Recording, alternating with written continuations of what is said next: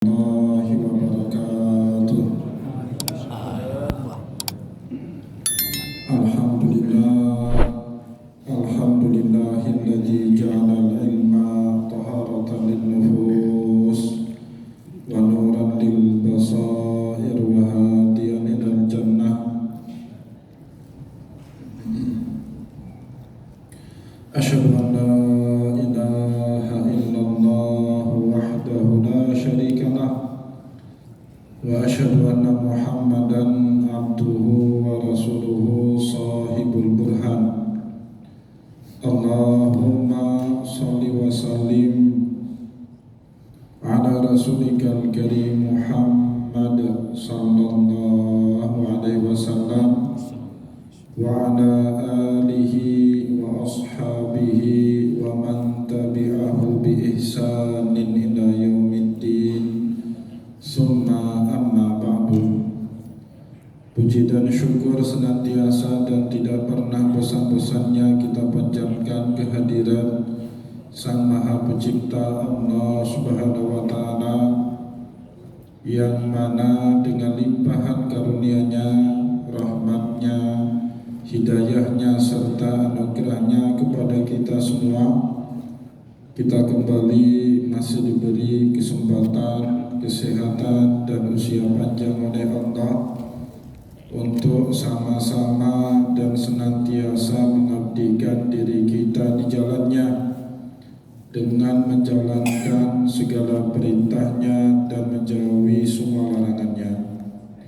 Salawat diringi salam juga tidak pernah lupa pula kita haturkan kepada junjungan alam Nabi besar Muhammad sallallahu alaihi wasallam, di mana beliau telah bersabda dalam sebuah hadis, "Man salaka tariqan yaltamisu fihi ilman sahalallahu lahu bihi tariqan ilal jannah."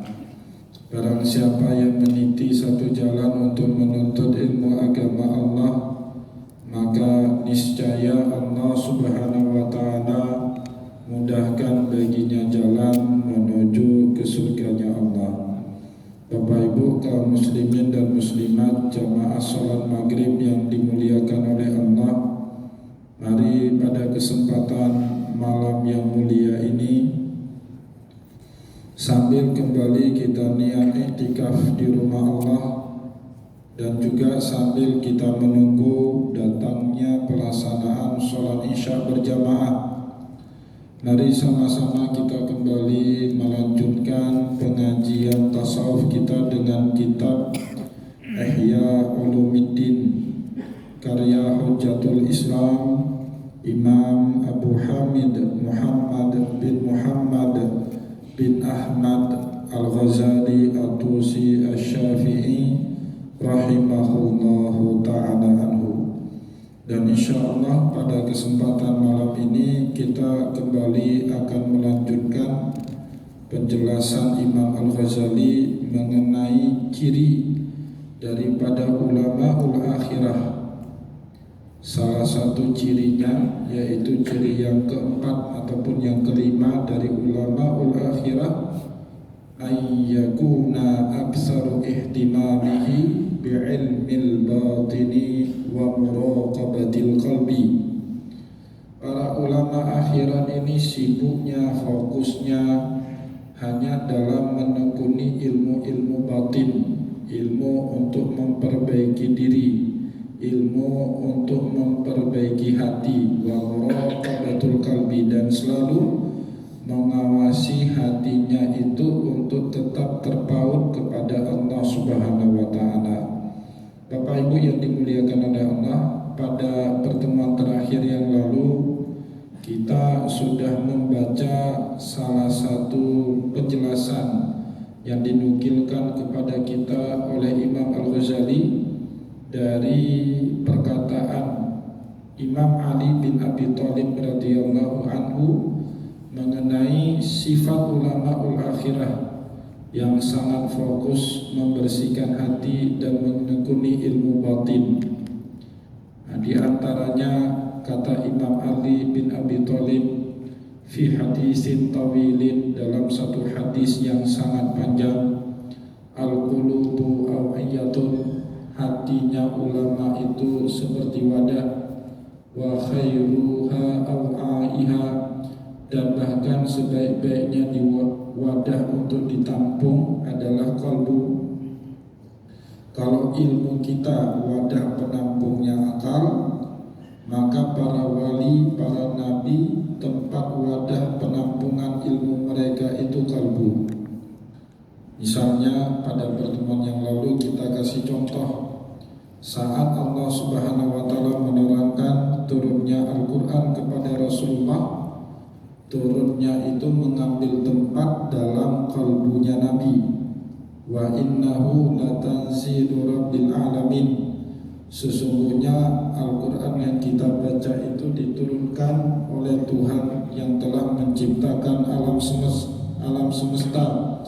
Nazala bihi ruhul amin, diturunkan oleh ruhul amin, nama lain dari malaikat Jibril, ala qalbika litakuna minal munzirin, turunnya itu dalam kalbunya Rasulullah. Mana mungkin Bapak Ibu wahyu luhur dan sucinya Allah turun dalam kalbu yang manusia atau kalbunya manusia yang penuh dengan kekotoran, penuh dengan kedengkian, penuh dengan amarah, dan mungkin.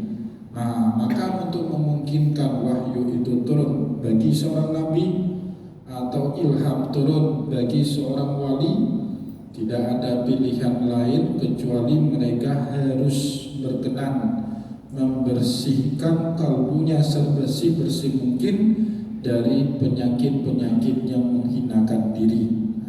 Maka Bapak Ibu, cara membersihkan diri itu selain dengan zikir, dengan menuntut ilmu-ilmu yang sifatnya batin. Maka mukadimah kita itu berbunyi alhamdulillahilladzi ja'alal ilma taharatan linnufus. Itu mukadimahnya Imam Al-Ghazali di dalam kitab Ihya. Segala puji bagi Allah alladzi ja'alal ilma, yang telah menjadikan ilmu apa di situ? Bukan ilmu matematik. Ilmu apa di situ? Bukan ilmu bahasa Arab. Ilmu apa di situ? Bukan ilmu fikih. Tetapi ilmu yang dimaksud di situ adalah ilmu batin. Karena Bapak Ibu menahun kita belajar fikih, kalau tidak mempelajari ilmu batin, terutama ilmu-ilmu yang dirangkum di dalam ilmu tasawuf, selama-lamanya diri kita itu penuh dengan kedengkian, penuh dengan marah, senang melecehkan orang lain, menganggap diri paling hebat, orang lain itu rendah. Nah, itu semua penyakit batin. Maka untuk penyakit batin itu sirna di dalam diri kita, tentu caranya dengan menuntut ilmu. Nah, maka Imam Al-Ghazali Bapak Ibu punya mukaddimah di dalam kitab Ihya. Alhamdulillahilladzi ja'alal ilma taharatan linnufus. Segala puji bagi Allah yang telah menjadikan terutama ilmu batin ini sebagai sarana bagi manusia untuk membersihkan, untuk menyucikan jiwanya dari penyakit-penyakit kehinaan. Jadi Bapak Ibu senang sikut manusia, senang merendahkan orang lain, itu kan hanya duduk di dalam orang yang hina, orang yang luhur budi pekertinya, dan mungkin dia bersikap seperti orang-orang yang hina. Nah, setelah sifat yang pada pertemuan lalu kita jelaskan panjang lebar ya, Imam Ali bin Abi Thalib mengatakan ya, salah satu sifat ulama ul akhirah qulubun awiyatun, mereka meyakini betul kalbunya itu sebagai satu wadah, wa khairuha awahuha, bahkan sebaik-baiknya wadah yang ada di dalam diri kita itu ya kalbu. Wan nasu salasatun, manusia itu terbagi dalam 3 kelompok. Ada alimun rabbani, seorang alim yang mengamalkan mulai dari hal yang paling sepele sampai yang paling rumit di dalam agama, itu disebut dengan alimun rabbani. wa muta'allimun ala sabilin najati, dan penuntut ilmu yang mencari jalan keselamatan baik di dunia apalagi di akhirat. Setidaknya kalau kita tidak masuk kategori yang pertama, alimun rabbaniyun, moga-moga Bapak Ibu kita semua yang berhadir dalam majelis ini masuk ke dalam kategori yang kedua, muta'allimun ala sabilin najati, yang mereka yang selalu berusaha menuntut ilmu agama untuk mencari jalan kemenangan, jalan keselamatan di dunia dan akhirat. Na'udzubillah dari masuknya kita ke dalam kelompok yang terakhir, hamajun ra'aun atba'un kullu na'iqin, ya, orang yang bodoh lagi dungu, sudah bodoh dungu lagi, tidak mau dengar yang baik-baik yang keluar dari mulutnya orang baik. Ini bahaya. Kalau bodoh tahu diri, alhamdulillah, berarti dia mau belajar, mau mendengar. Tapi kalau bodoh dungu, ini yang berbahaya. Atba'un kullu na'ikin, mengikuti kemana arah angin yang menguntungkan untuk dirinya. Ini manusia hina Bapak Ibu. Manusia tidak punya prinsip, manusia pragmatis. Asal ada keuntungan bagi dia, menjilati pantat musuhnya pun jadi manusia yang seperti ini. Na'udzubillah min dzalik. Semoga Allah Subhanahu wa taala melindungi kita semua dari jamahan kelompok yang terakhir ini. Bapak Ibu yang dimuliakan oleh Allah, setelah apa yang kita sampaikan pada pertemuan yang lalu, cerita lanjutannya Imam Al-Ghazali menuturkan kepada kita, Imam Ali ya, setelah berkhutbah panjang lebar tentang ciri-cirinya ulama ul akhirah, sampai beliau berkata ya, al ilmu hakimun wal malu mahkumun alaih, ilmu itu pengendali, harta itu yang dikendalikan. Wa manfaatul mali tazulu bizawali, manfaat dari harta itu hilang saat kita membelanjakan harta tadi. Tetapi manfaat dari ilmu makin bertambah saat kita mengajarkan ilmu itu kepada orang lain. Mata khuzanul amwali wa hum ahya, para penimbun harta itu Bapak Ibu mati padahal dia masih hidup. Kalau hartanya tidak disalurkan, tidak dirasakan manfaat oleh orang lain. Bapak Ibu punya harta tanah di mana-mana, tapi tidak produktif, lahan tidur tidak kita tanami, tidak kita bangunkan bangunan untuk kita gunakan atau kita sewakan. Apa ada makna tanah itu? Kan nggak ada. Maka Imam Ali bin Abi Thalib mengatakan, mata khuzanul amwal, penempuk harta itu mati, wahum ahya, meskipun mereka masih hidup. Wal ulama ubakuna ma batiyad dahru, sedangkan ulama asal ilmunya diajari dan terus diamalkan sama umat, bakun, mereka senantiasa dirasa kehadirannya meskipun mereka sudah lama mati, ma batiyad dahr. Contohnya Imam Al-Ghazali wafat tahun 505 Hijriah atau 1111 Masehi. Sekarang sudah 1446 atau 2025 Masehi. Ilmunya masih kita pelajari, masih bermanfaat, dan moga-moga juga kita amalkan menjadi sedekah jariyah bagi beliau di alam baka.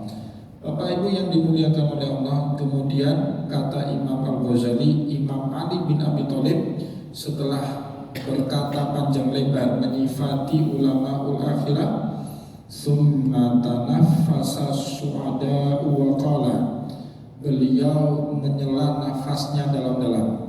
Kayak kita Bapak Ibu, kalau ada hal yang hampir kita putus asa terhadap masalah tersebut, biasanya kita menghela nafas panjang-panjang seperti orang yang sudah mau putus asa, tidak ada harapan. Kan gitu. Nah, itu dalam bahasa Arabnya tanaffasa su'ada. Imam Ali pun setelah mengungkapkan ciri-ciri ulama ul akhirah tadi, beliau menyela nafasnya dalam-dalam. Sepertinya kan kayak nggak ada Pak ulama yang seperti tadi diceritakan oleh Imam Al-Ghazali. kayaknya sudah hampir seperti tidak ada. Tapi kita tidak boleh pesimis. Hidup ini harus selalu optimis, ya. Bahkan kritik Allah kepada mereka yang mudah pesimis, wala tai'asu min rauhillah innahu la yai'asu min rauhillahi illal qaumul kafirun. Jangan mudah kalian berputus asa dari rahmat Allah. Tidaklah orang yang mudah berputus asa dari rahmat Allah melainkan identik dengan kekafiran. Nah, itu sifat-sifatnya orang kafir. Kita hidup harus selalu optimis seberat apapun masalah yang kita hadapinya. Setelah Imam Ali bin Abi Thalib menyela nafasnya dalam-dalam, beliau kemudian menyambung lagi nasihatnya. Waqala, Imam Ali kemudian berkata lagi, itu seperti ungkapan putus asa, ya, dari seorang alim seperti Imam Ali bin Abi Thalib.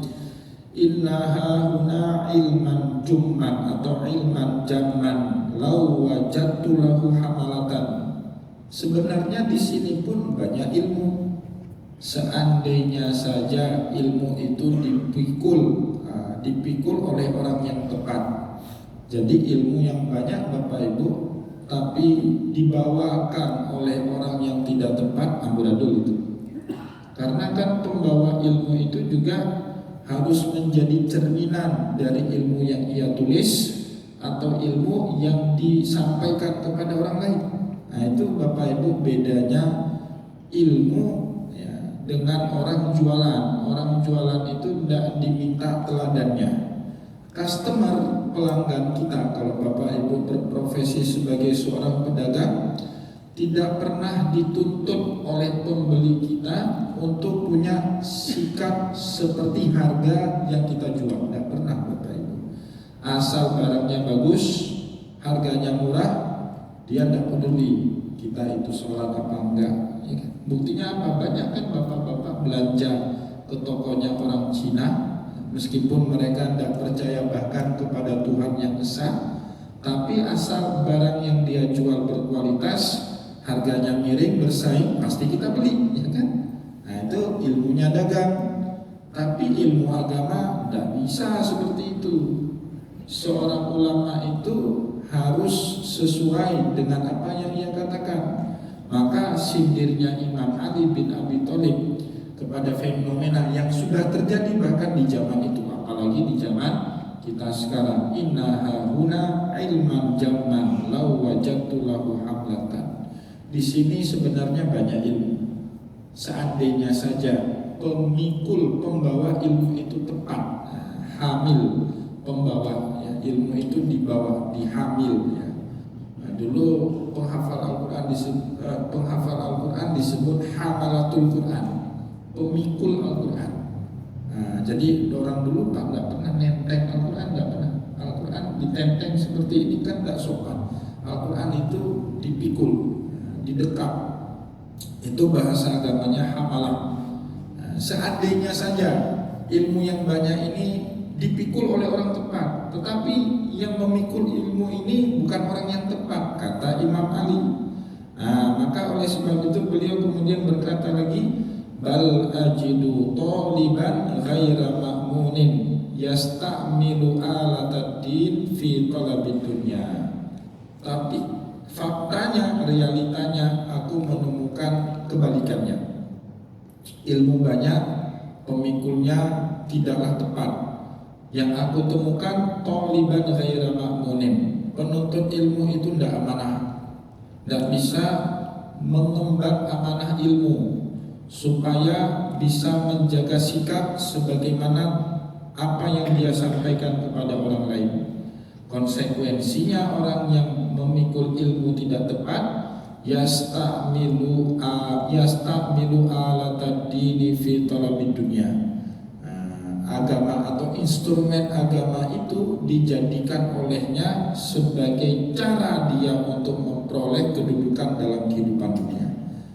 Cara untuk memperoleh ini itu, cara untuk menimbun harta, cara untuk dikultuskan oleh masyarakat. Nauzubillah min zalik, itu tidak boleh ada itu Bapak Ibu, niat seperti itu bagi para penuntut ilmu.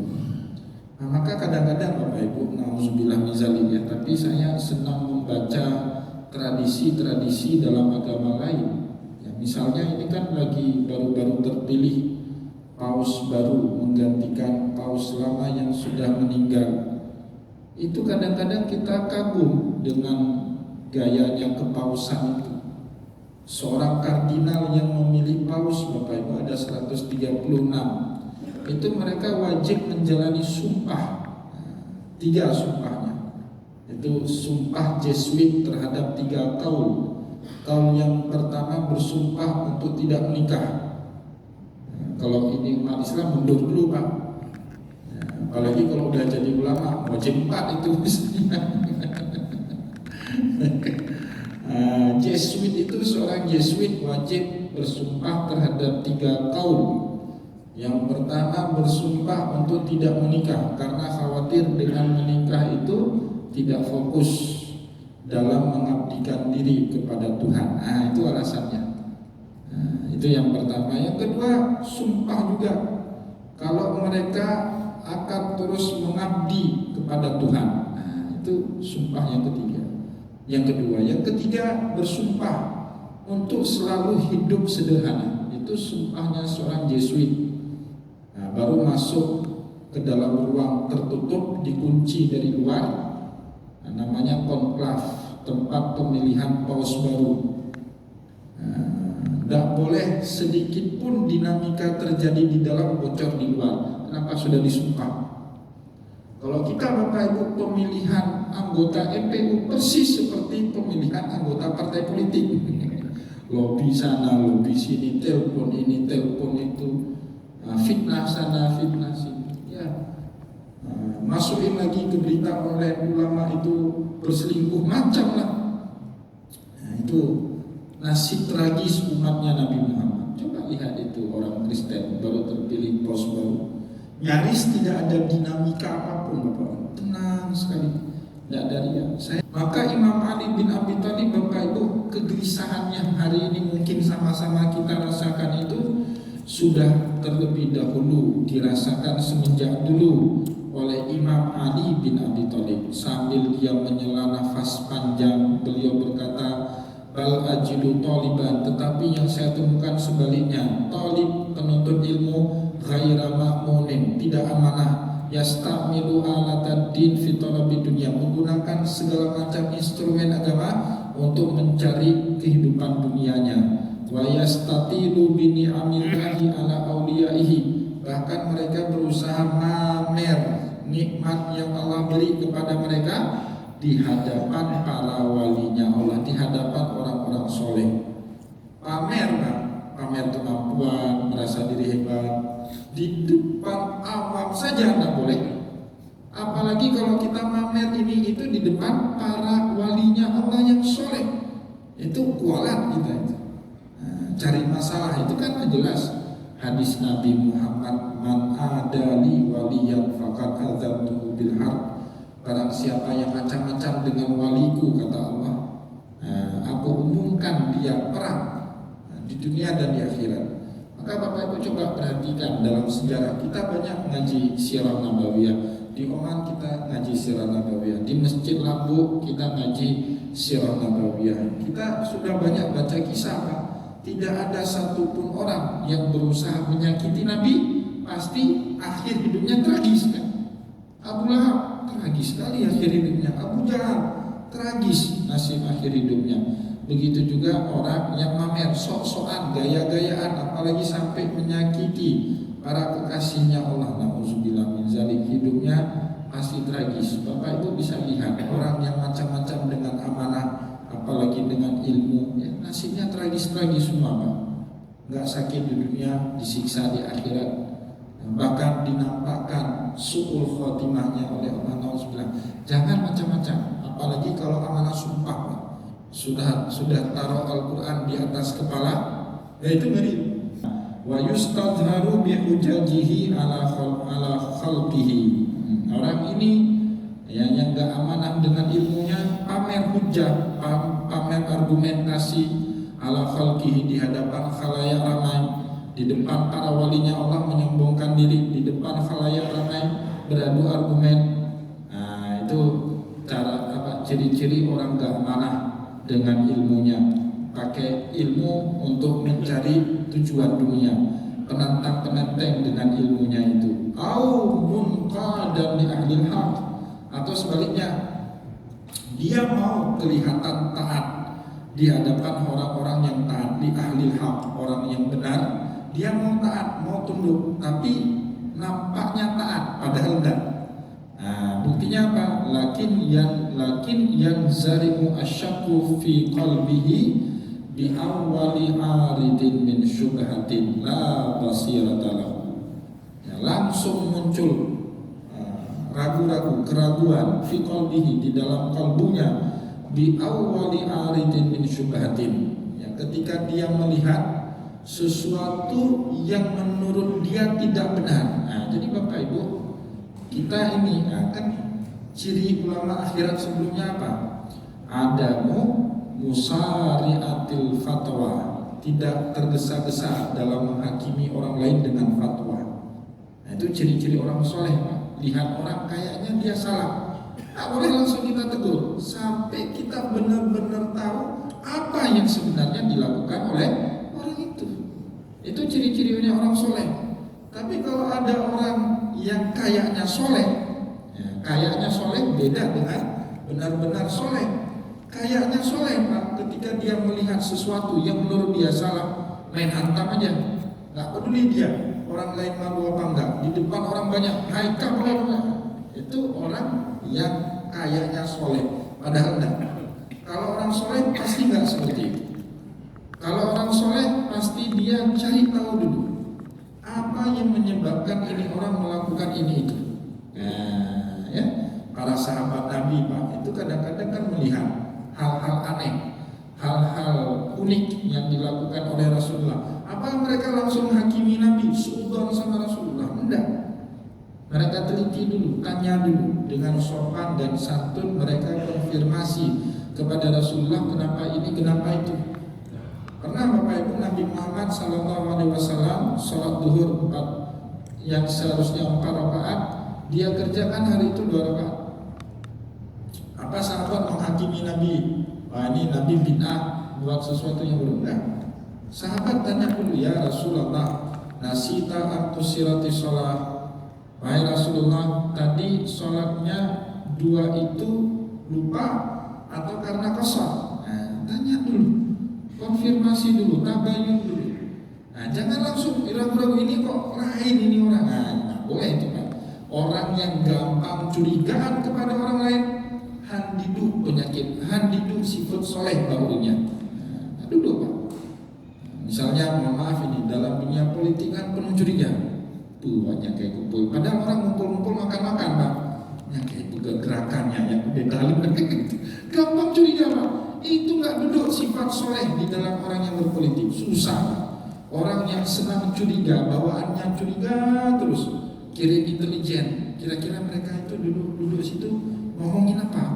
Mau geser jabatan saya? Apa dia mau bisik-bisik ke atasan supaya saya diganti? Kira-kira berapa setoran? Nah, kalau itu selalu yang kita pikirkan, bahkan nauzubillah misalnya dalam ibadah pun terbawa-bawa terus, dalam sholat kasih itu juga dipikirkan. Itu kan duduk sifat soleh di dalam diri kita. Nauzubillah misalnya. Nah, itu yang dimaksud oleh Imam Al-Ghazali au munqadan di ahlil haq, atau orang kelihatannya tunduk mengikuti orang-orang yang benar.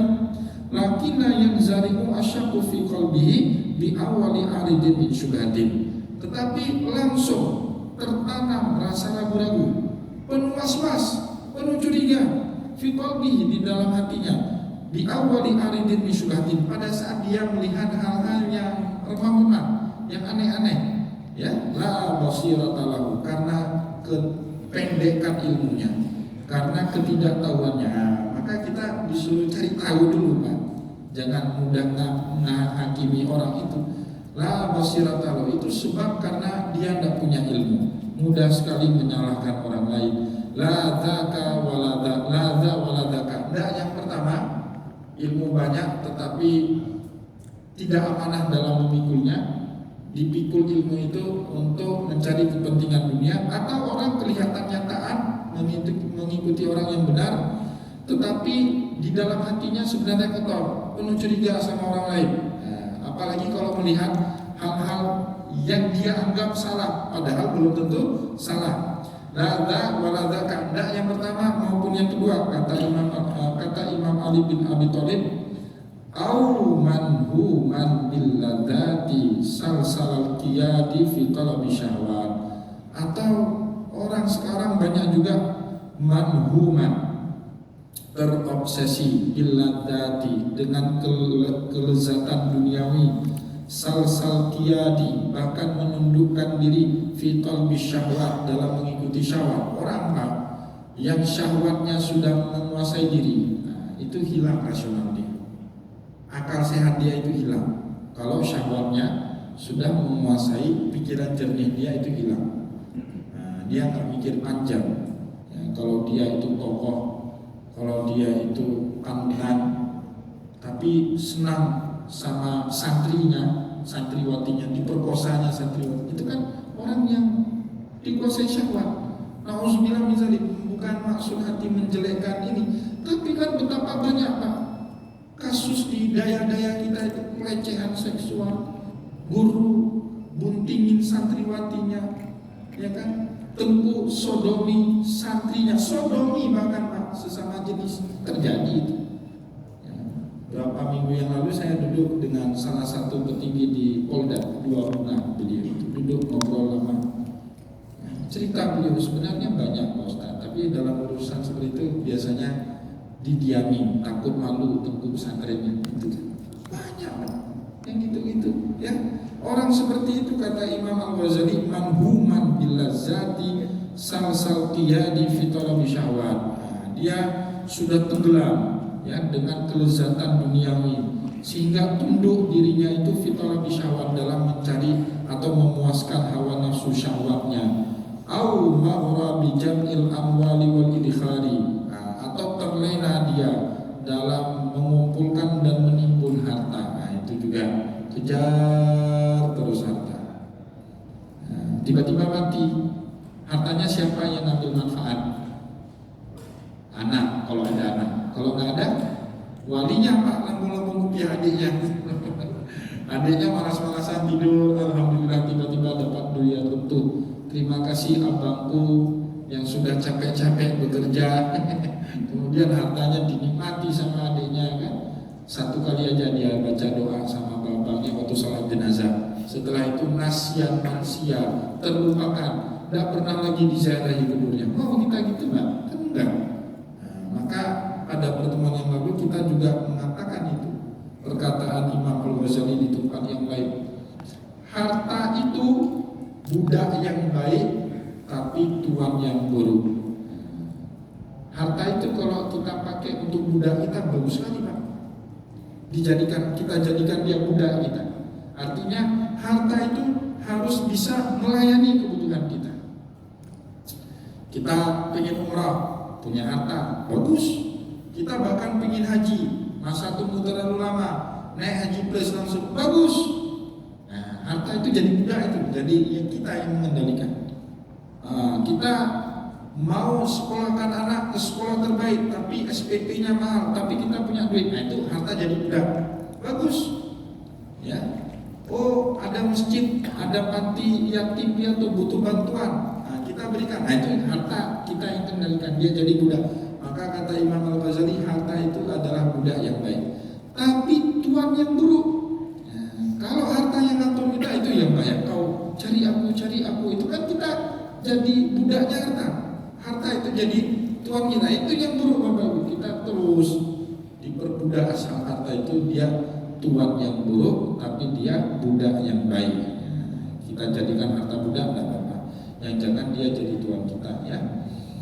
Munqa dan dihawahu, akhirnya dia tunduk dengan hawa nafsunya, mencari dan menumpuk harta. Aqrabu syabahan bihima al-an'a musaimah. Kalau ada orang Pak yang tenggelam dalam hawa nafsunya atau terlena dalam menimbun dan mengumpulkan harta, itu aqrabu syabahan bihima al-an'a musaimah. Dua orang tipikal tadi itu lebih mirip dengan hewan ternak daripada manusia. Alhamdulillah min zalik. Coba lihat hewan ternak, dia kan gak malu-malu Pak. Kapan dia senang sama betina sudah birahi, coba lihat kucing itu Pak. Nah, kalau Bapak Ibu pelihara kucing, ada kucing jantan, ada kucing betina, di jalan pun dia embat asal dia sudah birahi.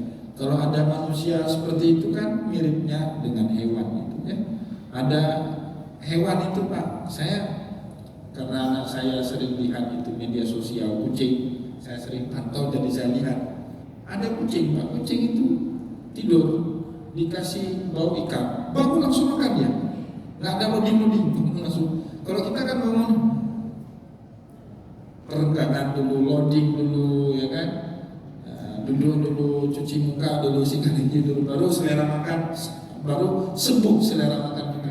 Kalau kucing enggak Pak, kita kasihkan bau ikan, bau makan terus dia, itu kucing. Sama juga sapi ternyata gitu Pak.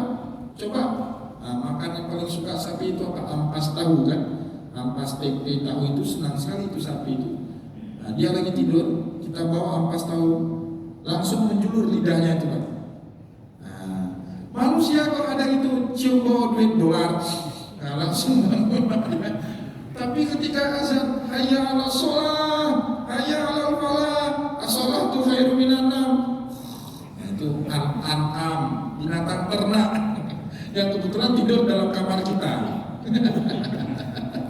Hewan ternak, sapi yang kebetulan tidur dalam rumah kita, itu dia. Kalau kata Imam Ali bin Abi Thalib, na'udzubillah min dzalik, itu kan seharusnya kita tersindir betul Pak. Ya kalau kita dalami makna dalam dari nasihat Imam Ali tadi, seharusnya kita tersindir. Sebagaimana kita bergairah saat mencari duit, seperti itulah kita bergairah saat menjawab sambutan azan di pagi hari. Nah itu baru makna Rabbana atina fid dunya hasanah wa fil akhirati hasanah wa qina adzabannar. Tapi kalau Bapak Ibu bergairah ketika ada tawaran tunggu nyoba proyek 1M lepas aja proposal, bergairah kita Pak, 2 malam nggak tidur jadi proposal. Tapi waktu hayya ala sholah, Allah dengan tanda jamaah itu enggak Rabbana atina fid dunya hasanah wa fil akhirati hasanah, itu enggak. Yang pertama, wa minhum may yaqulu rabbana atina fid dunya wa ma lahu fil akhirati min khalaq. Itu dia. Ada orang doanya rabbana atina fid dunya saja, wa ma lahu fil akhirati min khalaq, tapi dia enggak punya bagian apapun di akhirat nanti. Nauzubillah min dzalik. Semoga Bapak Ibu yang dimuliakan oleh Allah, apa yang telah kita sampaikan pada kesempatan malam ini bermanfaat kepada kita semua. Saya mohon maaf jika ada yang tidak berkenan. Wallahu muwaffiq ila aqwamit thariq. Wa nasrun minallah fatul karim. Wassalamualaikum warahmatullahi wabarakatuh. Waalaikumsalam.